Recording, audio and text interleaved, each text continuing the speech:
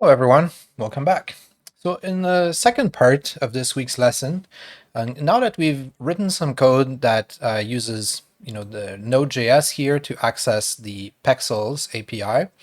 Remember, Pexels is our free sort of stock photo website that has an API that we can use. So now that we've set this up, and on the P5.js part of it, we've tested that we can use the API to do some searches. We get some images back, right, that we can browse through here. We're storing them into this array called images. For the second part of this lesson, we're going to just get some practice doing some array manipulation, doing a little bit of averaging as well, like we've done a few weeks ago, except this time we're going to apply this to images. So we're going to take the stack of images that we get back, and we're going to average them together into a single composite image. And while doing so, like I said, we're going to get some practice using different techniques for iterating over arrays. We're going to also see how we can create images from scratch and then just build the content. So we're going to do some, kind of basic data manipulation as it pertains to images in this example. But before we do, we're going to do a couple of small tweaks. The first thing we're going to do is, I don't want to forget, I'm going to remix this project just so I have a different version. Before we dive into Pexels, let's call this one average. So in this version, we are going to work towards taking all the data we get back and then averaging that into a single image, right? So we're going to remix it first. And then the other thing we'll do, because I also don't want to forget, is we're going to make sure we're in compliance with Pexels guidelines. Okay? And they said, they give us this API we can use for free in our projects. The only sort of thing that they ask of us is making sure we link back to their website if we do. Okay? So we're going to do that. So we are going to grab their logo over here. Okay. So this is some HTML for a link, and then they provide the image over here. So we're going to just quickly integrate that with our project here. We're going to put it into the body, just so that we are observing their terms of service. I'm going to hit refresh here, and this is a little bit large. Okay. So we're going to make that smaller. It is prominent, but a bit too prominent. So I'm going to add a width attribute to this image, make it smaller over here. That's more like it. And then we're going to just quickly edit the style here. I'm going to do it inline just as part of the tag. And we're going to make this, because right now what's happening is we have this image tag, and then below we have our canvas tag. That's the canvas tag is where we do all of our P5 rendering. So we have two elements on the web page. So the way we're gonna just get around that quickly is we're gonna make the position of this image here, we're gonna make it absolute. Okay. So now it's gonna be floating over top of our canvas. And we are also, while we are at it, we're gonna set the background color to white, just so we can see the text. Okay, so not the most beautiful thing, but this should be a link that we can follow. Oh, interesting. Why is it blocked?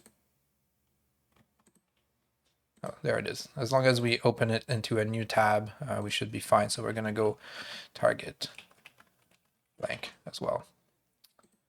Okay. So now we just added this little image link in the top left corner using a bit of HTML, and we're going to leave that there for now. Again, just so we're in compliance with they give us this API for free, but they ask we put a link, so we're going to do just that. All right. So let's hit reload. And why did it fail to fetch? Oh, of course. The other thing that I have to remember to do, and this is a good, it's a good thing I get this error, it's a good reminder, is now that I've remixed my program, remember the name of my sketch is different now. So if I try to open this URL, I'm going to run into some of those access, course policy errors we got a few weeks ago when we first started to access APIs. So the solution is just to make sure we are using the same URL, right, as our actual website we're editing. And is that what I called it? Yep. The other thing also is once I remix the project, I'm going to have to put in the value for my API key, right? So let's go into the API. Let's grab my API key real quick. Didn't mean to close that window, but that's okay. We'll bring it back up in a second. All right, refresh, and we're back. Awesome. Let's clear over here. And let's open Pexels again, just in case we need to refer to it in our journey. Image and video API documentation. Perfect. All right, so what we're going to do in this example is not we know how to get some images. We're going to talk about averaging them together. So we're going to do this in stages. Now we have, our job is nice and easy for us because all the images are square, okay, because we've searched for orientation square.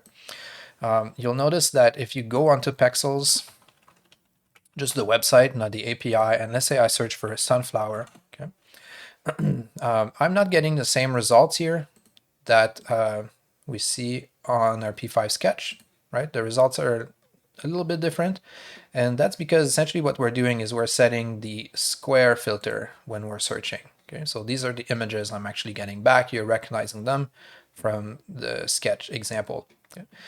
So this is fine, but the issue is once you go to square aspect ratio, we get way fewer results. Like this has 2,000 images, almost like 1,900 images. The square images only has 23. Okay, so we're cutting ourselves off from a lot of the data that's on Pexels by specifying the square aspect ratio. Now the reason square is nice though for our purposes is that if we want to try to average these images together, they kind of have to all line up. Okay, so as a first pass, we are going to average these square images. And then we'll talk about, what if we wanted to take any of these and just kind of average them together? Well, one thing that we could do is we could crop them, right? We could create a square crop out of all the images that's the same size, and then work from there in our program. And that's going to be sort of the second phase of this example.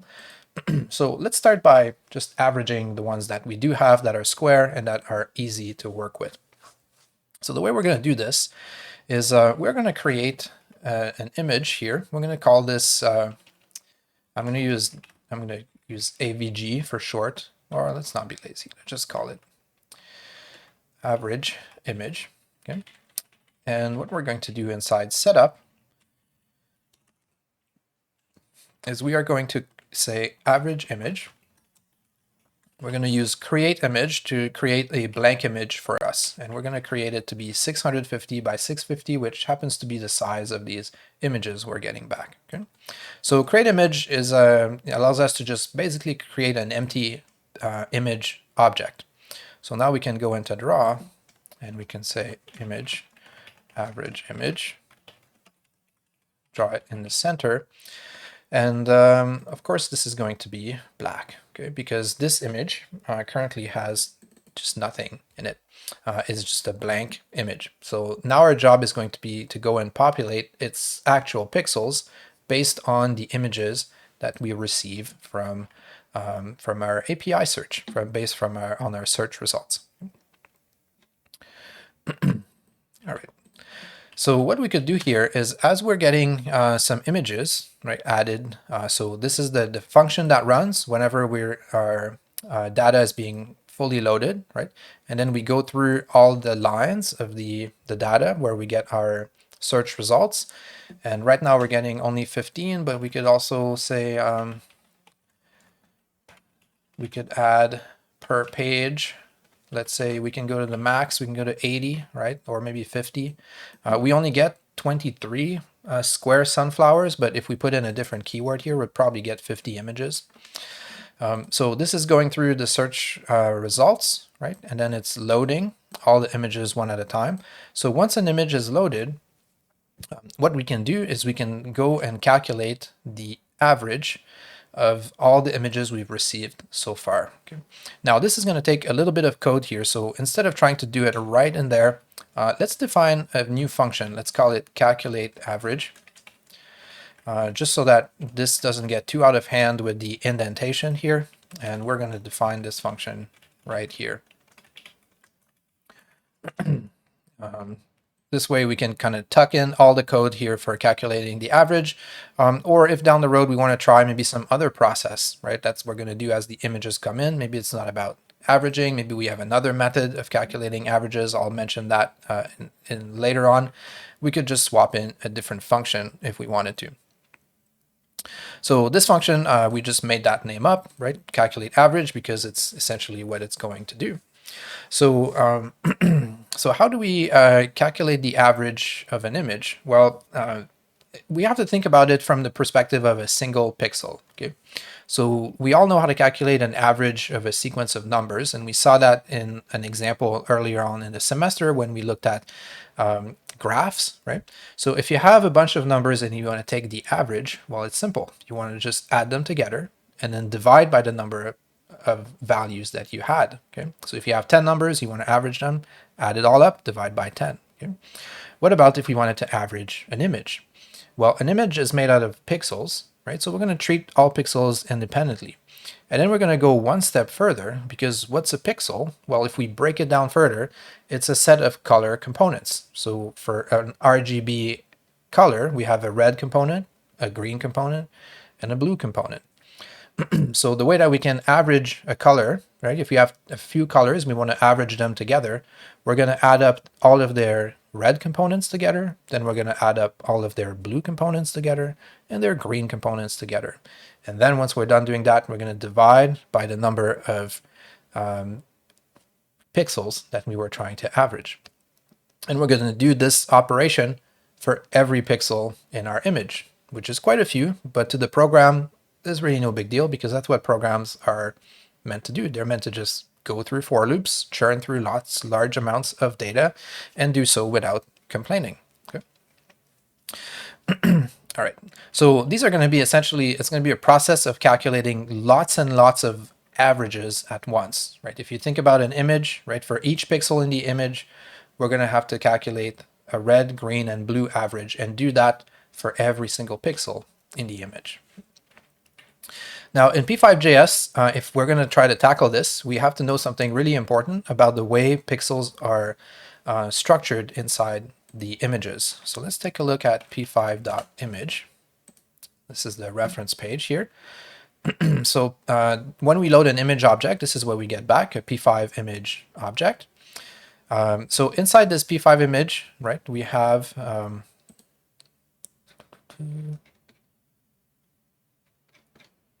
some functions, and one of these we have some elements as well. We have a width, a height, and we have this thing called pixels. Okay, so pixels is kind of interesting in P5, because what it contains is all the colors in there are represented as individual RGB values.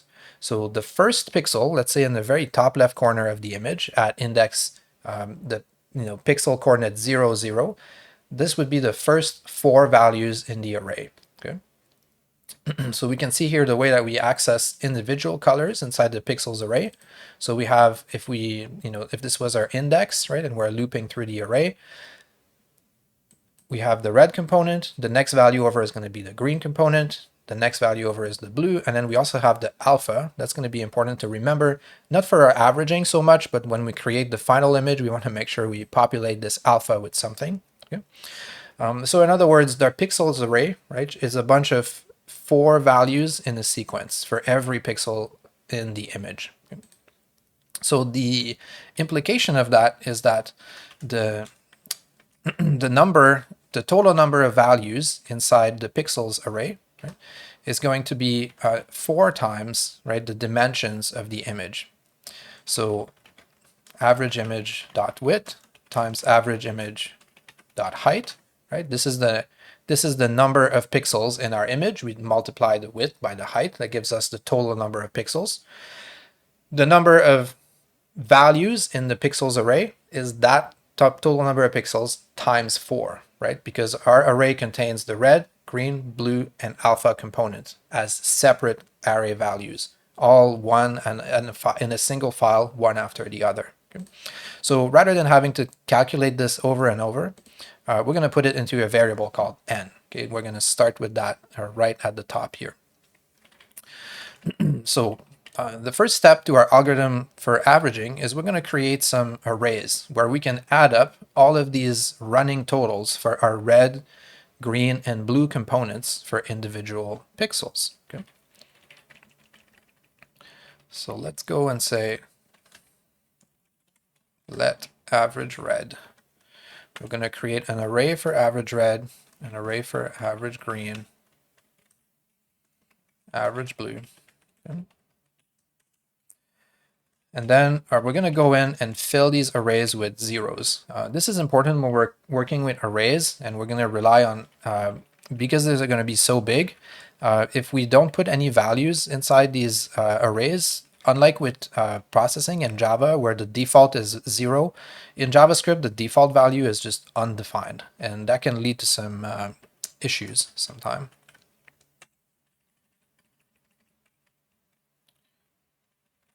Okay.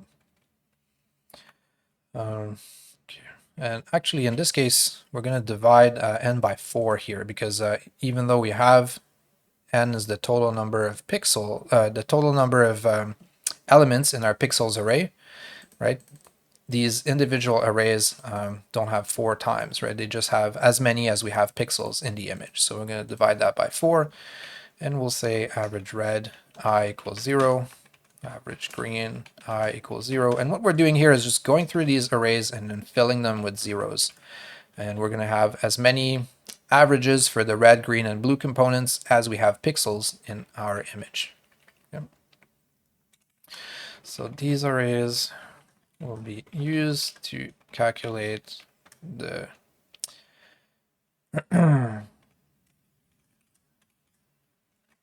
averages for each pixel.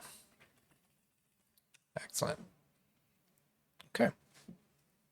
So now that we've set up these 3 arrays that we're going to use to store the thousands of averages we now need to calculate, we're going to go through all the images that we have. So we're going to use a for loop here, and we'll say for image of images. So remember, images, right, is our global variable up here in our global array, and this is the one that's getting images added to it as they're being loaded here. As the load image is complete, we're getting these images added to the array. So however many we have in here, we're going to iterate through it one at a time.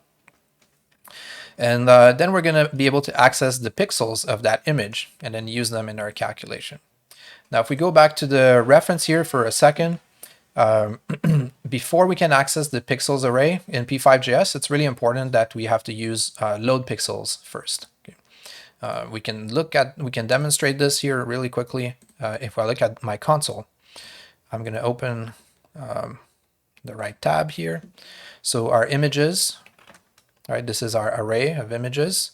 If I look at images 0, for example, this is the first image that we loaded. It's an image object, okay, and it's got a pixels array. And if we look at the pixels array, it has a length of 0. Okay, it's got nothing in it.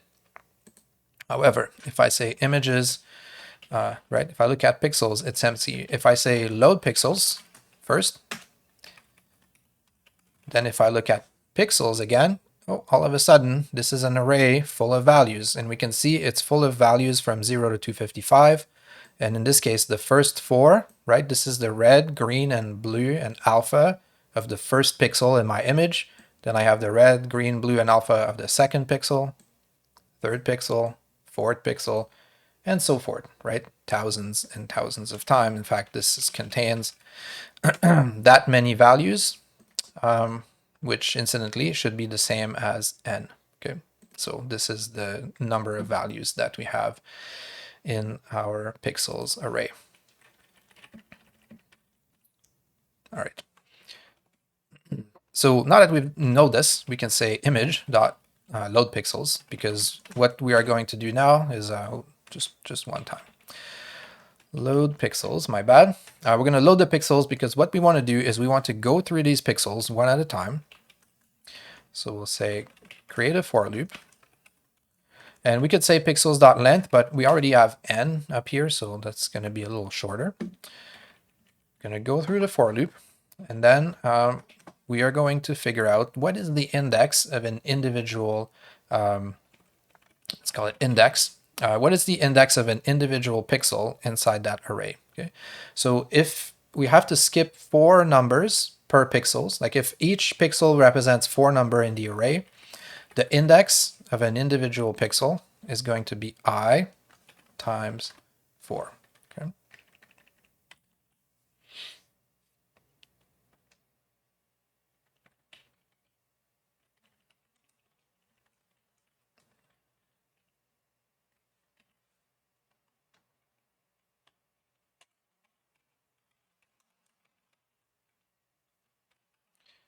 All right. So now that we've done this, we are going to go and oh,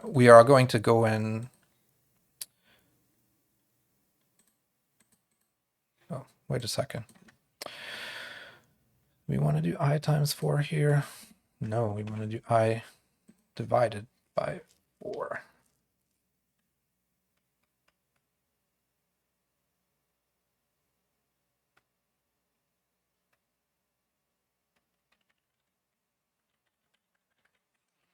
Yeah.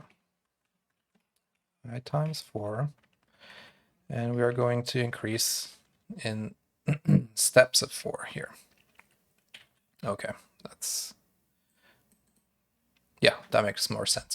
So, okay, we're going to load the image, the pixels, right? And then we know that inside our array, we have every consecutive 4 values is 1 pixel. Okay, so we're going to count from 0 to n in steps of 4. Okay, and we don't need to do this with the index, I believe.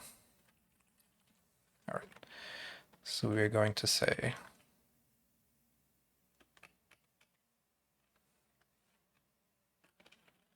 average red bracket I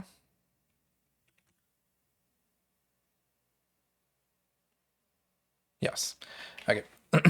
So we're going to add image dot pixels bracket I to the average red, which is our array over here, right? So as we go through this pixel value, we are going to add the red component, which is index I. Where things are going to get a little interesting is when we do the average green. Okay, so we're going to say add pixels, except now we're going to go I plus 1 because the green is 1 in 1 value over, right, from I, except over here we're still using I because these arrays are all the same size. Okay, so these are all separate arrays, whereas in the pixels arrays, all the values are kind of mixed in together.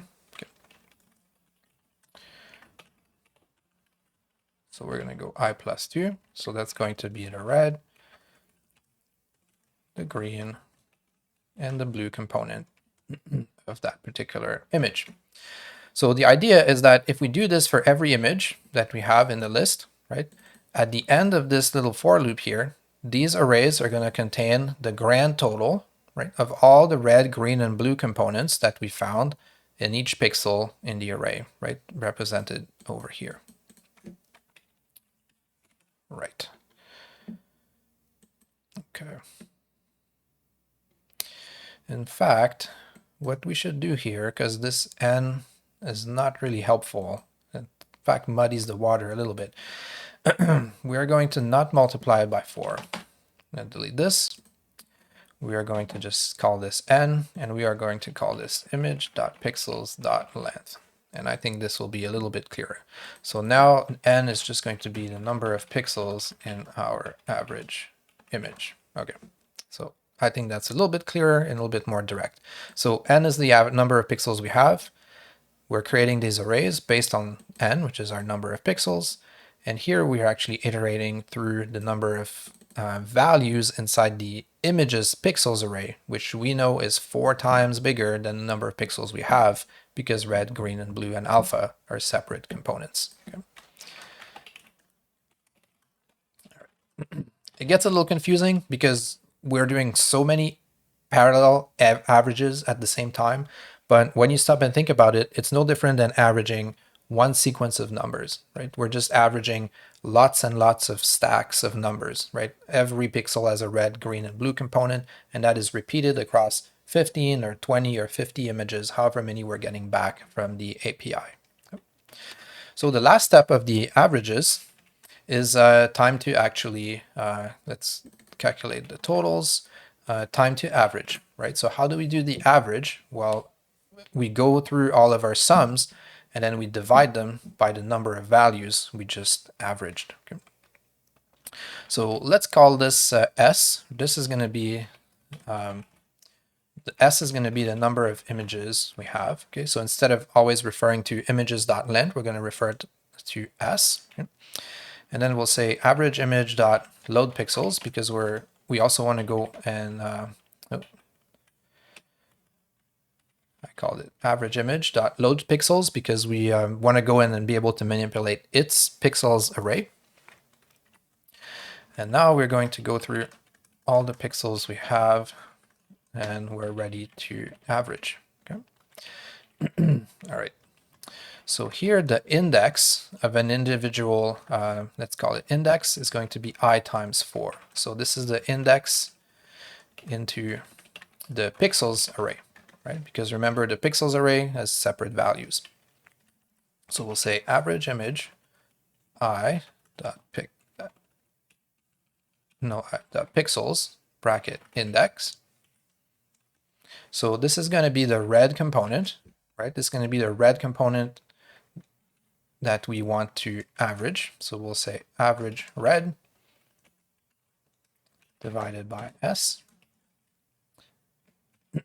Then we're going to have the green component, it's plus 1. And we have the blue component, which is plus 2. And then in our final image, we're also going to put in something in the alpha, and we're just going to make it 255. Okay? And this is otherwise we won't see anything. So if every pixel has an alpha value of 0, we're going to be in trouble. And then we can go and say average image dot update pixels. Okay. So that last step here is after any changes to the pixels array, we must call update pixels. So if you want to see the first step to access the pixels array is to call loadPixels. That will actually put values into the pixels array that we can read, the value of individual pixels. And then if we go and change these values like we're doing here, we're putting some information back into the pixels array. Then we have to call updatePixels once we're done so that the results will be reflected. Okay, that was a lot of code without running anything, so that's usually a bad idea, but let's see how we did. I'm going to hit refresh here, and I'm sure we're going to have some errors. So it's doing something, but not what I expected. So there's some kind of strange thing happening here with my, my counting. So let's quickly figure out why that is. I'm going to log n here to make sure we have the correct number of pixels.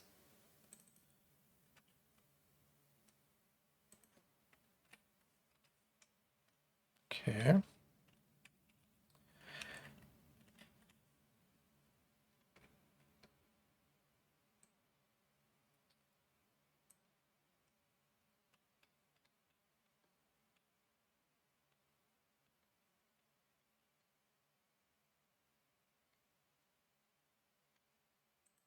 Oh, this is the problem is here. Okay. So this for loop here is iterating through. I see. So I did need to do some kind of an index here. So this is the part that gets confusing because these arrays are in, we have as many elements in here as we have pixels in the image, right? So this is how we would think of them as single values. But in the pixels array, everything is multiplied by 4. Therefore, we're going to do the opposite of what we did over here. We'll say index. This is why I was doing that earlier, and it made sense actually. The index into these averages, we need to take that number and divide it by 4. Otherwise, we're going to get strange results. Yeah. All right. So this is what our sunflower average image looks like. And let's see, how many images do we actually have? Yeah, we have 23. All right. So this is fairly straightforward. If the images that we're getting back are square, okay, and just for fun, we could try other values in here. Oops, not square. Let's search for someone's face, stock photos of a face, and here we can average them. It's going to give us probably some kind of weird texture or shape. This is a process, by the way, I'm sure you've picked up on. We talked about the work of Jason Salavon in class. So he's done a few artworks that play with this idea of averaging images together. Of course, his artworks are better than this because he has specific curated images that he lines up to get more interesting results. But nonetheless, this is something like pretty fun to play with, just as an interesting experiment, right, on the idea of thinking of the images just as some raw data that we can play with. And here we're getting some textures out of them, and we can still recognize some elements of the original images where that kind of shine through this this average. And of course, the more results we have, the more diffuse the texture is going to get. Okay. Just a little side note too, before we move on to expanding our data set by not just simply relying on the square images, is this technique of averaging pixels. It's actually technically wrong. If you simply add together red, green, and blue components and then divide by the total, you're taking an average that doesn't take into account kind of the logarithmic nature of perceived color intensity. And what that means is that the more technically correct way of averaging would be to, as we're building our average here, would be to take the square, right? The square, this squared, and this squared. I'll add all of the squared versions of the red, green, and blue together. And then when it's time to average, we would divide, and then we would take the square root of the result to bring it back into range. This would make it a little bit less dark, okay, and a little bit more consistent to what our eye perceives.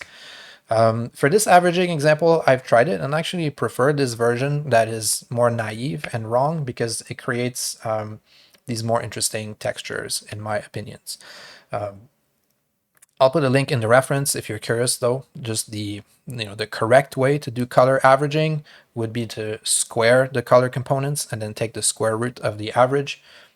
It's easy to do in this code, but I found the results just not as interesting. And you can try it for yourself as an exercise if you want to compare. You could create a new version of this calculateAverage function that uses squares and square roots for its averages if you want to compare the results. I'll leave that to you as a thing to try out if you're curious. Okay. So just a little parenthesis here to make sure I mention that this kind of technically the wrong way to average colors, but it looks good, I think, for this example, so we're going to do it that way. Okay, so the last thing we're going to do is just to expand on the kinds of things we can do with this example, just so we don't want to restrict ourselves, right, to only square images. We're going to work with images of any orientation and size. The trick is going to be we're going to have to crop them to fit our 650 and by 650 square. Okay, so here's how we're going to do this. So I'm going to comment out this bit over here. All right, so you see if I do that, now we're no longer getting purely squared images, and the results are kind of intriguing.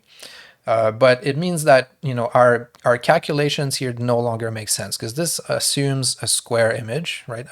And it also assumes not a square image, but it assumes images that have all the same size, okay, the same number of pixels. And here we're getting images that have all kinds of different dimensions. We can see that here if we say do a little log. I like to use log a lot to sort of figure out things as we go. These are the size of images that we are getting. Okay, I'm going to reload this. creates kind of an interesting glitchy effect, but this is not really what I'm going for this example. And in fact, these are, some of them are a little bit small too. They're smaller than 650, right, in some of the components. Okay? So these dimensions, this is what we're getting. Let's try large 2x here.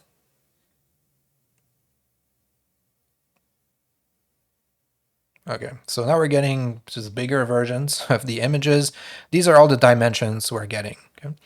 So as long as these are bigger than 650, we should be good. Most of them are. Okay. All right. I think that should be safe, 650 over here. So what we're going to do is figure out, okay, within these images, right, how can we first take a square area, right, cut out a square from the image, and then once we've cut out a square, we're going to be able to resize that to an image that's 650 by 650, so they're all the same size. Okay. So this is in fact loading quite a bit more images, right? It's going to load 50 in total because now that we're no longer using the square orientation, we're getting more search results. So this is loading way more images than before. All right. So what we want to do here is not push the actual image. We're going to want to push the square version of that image. Okay. So how do we figure out how to crop a square, right? We could have a vertical image like this. We could have a more like horizontal one. So the first thing we're going to do is decide, which is bigger. Is it the width and the height? Okay, and then that's going to determine the size of our square. So sorry, which is smaller. So if the height is smaller, right, this is going to be the size of the square that we can crop. And is the width, if the width is bigger, this is going to be the size of a square that we can safely crop. And if they're the same, then great, we have a square already. Okay. So let's grab the image width. I'm going to put them into some shorter variables just to make the code a little bit easier to write. So we'll say these are going to be the width and the height of our square. Okay. So if the image width is greater than the image height, okay, so if that's the case, then that means the width of our square, W, is going to have to be equal to the image height. Okay, so now if that's the case, we're going to have height is going to be equal to the same, like H will be the same as W, right? So if the width's bigger than the height, then the width becomes the height. Else, if we'll handle the opposite case, if the height is bigger than the width, then in that case, the height becomes image dot width. Yeah, so that should do the trick. Okay. So we're going to first assume width and height. We don't know if it's a square or not. We're going to just put this into W and H. And if the width's bigger than the height, W is equal to the height. So now width and height will be the same. And this takes care of the other orientation, right? It's going to make the height equal to the width. And then once we know this, what we're going to do is we're going to grab a square version of that image. So we're going to say square image. We'll say go into the original image, okay? And then we're going to use the get function. So get allows us to either get a single pixel, or if we define a coordinate and a size, it's going to return another image that is basically a subsection, like we're going and cutting out a subsection of the original image. So let's push the square image now just to see what that would look like, and we should know. And we're going to also resize it. We're going to resize it to be 650 by 650. So they're all the same size.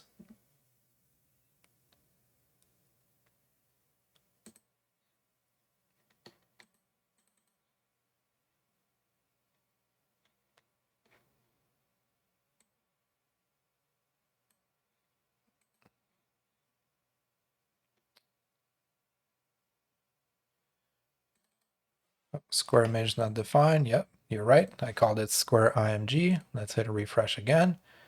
Okay, so we can see now it's no longer glitching. It's because we're cutting out squares using image.get from our original images, resizing them down to 650, and then adding the squared version to our list. Now this is not a super great way of taking squares because we're always taking a square from the corner over here. So in this case I would, well, this one would actually be pretty good. But in some cases, you know, maybe we doesn't make sense to take the square from the corner over here. Now we're just going to have to make a guess because we don't know what's in the image really, right? So I think our best bet is probably to cut out a square from the center, right? So from the center of the image, we're going to cut out a square instead of starting from the corner like we're doing over here. So how do we start from the center? Well, we're just going to calculate how much of an offset we need to add, to the coordinate here, depending on the size of our square region. Like how much do we need to move over either on that side or either on that direction in order to center our square area. So we'll calculate little variables to let us do that. So let's call that OFX for offset X. And that's simply going to be the width of our image, right? Minus, this is the original image, minus the width of the square image divided by 2. Okay, so take the difference between them and then split that in 2. That's going to give you how much you need to shift in order to be centered. And that offset is going to become the top left coordinate of our square image. And it'll be difficult to see a difference in this texture, but now we're just cropping essentially from the center of the image instead of from the top left corner. Cool. And what that's going to allow us to do now is we'll now be able to load more search results. So, you know, if we play around with different search terms, right, we're going to get more results than if we stick to only square images, which in my experience, at least on Pexels, the resulting textures were not as interesting because the data sets were smaller. Okay. Cool. All right. So let's recap briefly. So what we did in this week's example, right? So we wrote a code example in Node.js that would fetch some data from the Pexels API. Then this data being just images that we searched by keyword. And then we took those images in P5.js, averaged them together into one single composite image, and did a little bit of array manipulation, and then also a little bit of cropping and sort of manipulating of our source material to make it fit a particular framework that we needed for that example. Okay. So for the code exercise this week, it's going to be fairly open-ended. I mean, you can make it as complex or as straightforward as you want to. At the bare minimum, you should probably make sure that you can remix this sketch. Make sure you update this reference here to be whatever new name you provide, put in your API into the environment value, and just experiment with different search queries, right? You can add, if we go back to the search here, you could, for example, you could play around with, searching for colors to see what kinds of textures you could get, searching for sentences, different kinds of keywords, and try to document interesting, even just provide a few interesting searches or capture some screenshots of some cool textures that you can produce. If you want to go a little bit further, you could think about, what other things you could do with this collection of images, right? We get this data back from, let me go back to the console here. We get this data back from Pexels. So averaging them is one way that we can display them all together. You could create some other visual representation that uses all of the images that come back. Maybe it's a grid display if you want to try that. Maybe some other way of presenting them. Maybe you want to experiment with other aspects of the data. So for example, when we looked at the photo results, we saw that in addition to the URLs, we got the average color for each image, right? So if we're getting, in this case, when we're searching for skyline, we asked for 50 and we got 50 back, but there's like 8,000 total possible results across multiple pages. So if you really wanted to challenge yourself, you can think about how you would fetch these a few pages of results, or perhaps increase the number of results per page to 80 to get more data, and then do some kind of composition using the average color of each image instead of averaging them together, if that makes sense. So that would give you kind of a palette of 80 colors to work with, coming straight from the data API, for instance. So lots of different directions you could take this. If you want to keep it simple, I would say just make sure that you can convince yourself that you understand how this code works. Make sure you can run a remix version of it and try experimenting with different search queries to see what kind of cool results you could come up with. Or if you're feeling more adventurous, you can try to come up with your own visual representation, your own algorithm to take this image list essentially and transform it on the screen, or present it visually on the screen. So try to have some fun with it, and I will see you next week. Take care.